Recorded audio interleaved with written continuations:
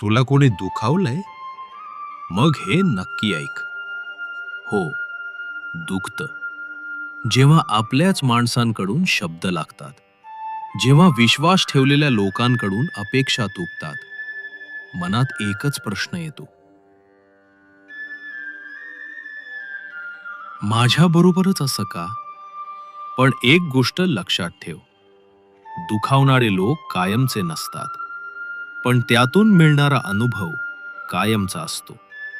कधी-कधी आयुष्य आपल्याला थांबवून सांगतं, की आता थोडं मजबूत हो. आता स्वतःला ओळख.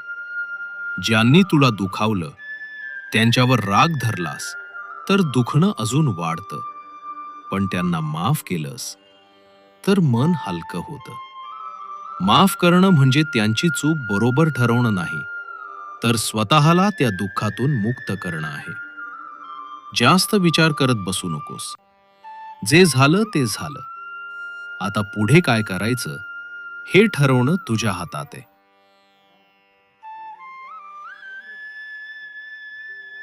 तुझी किंमत कोणाच्या वागण्यावर ठरत नाही. तू जसा आहेस, तसाच पूर्ण आहेस. थोडा वेळ स्वतःसाठी काढ. मन शांत कर आणि स्वतःवर विश्वास ठेव.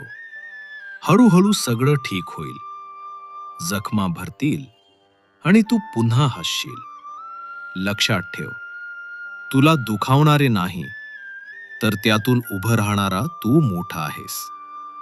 फक्त थोडा धीर धर आणि पुढे चालत राहा.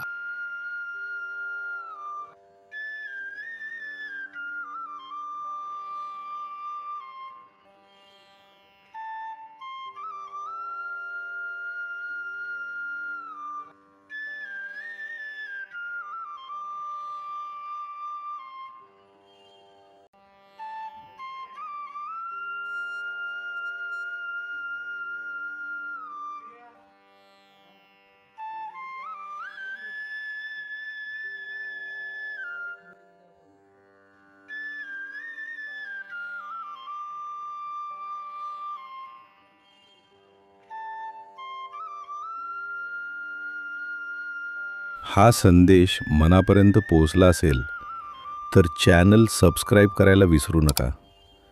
श्री स्वामी समर्थांची कृपा तुमच्यावर सदैव राहो. तुमच्या मनातील सर्व चिंता शांत होवोत आणि आयुष्यात जे काही हवं आहे ते योग्य वेळी आणि योग्य मार्गाने तुम्हाला मिळो. श्री स्वामी समर्थ.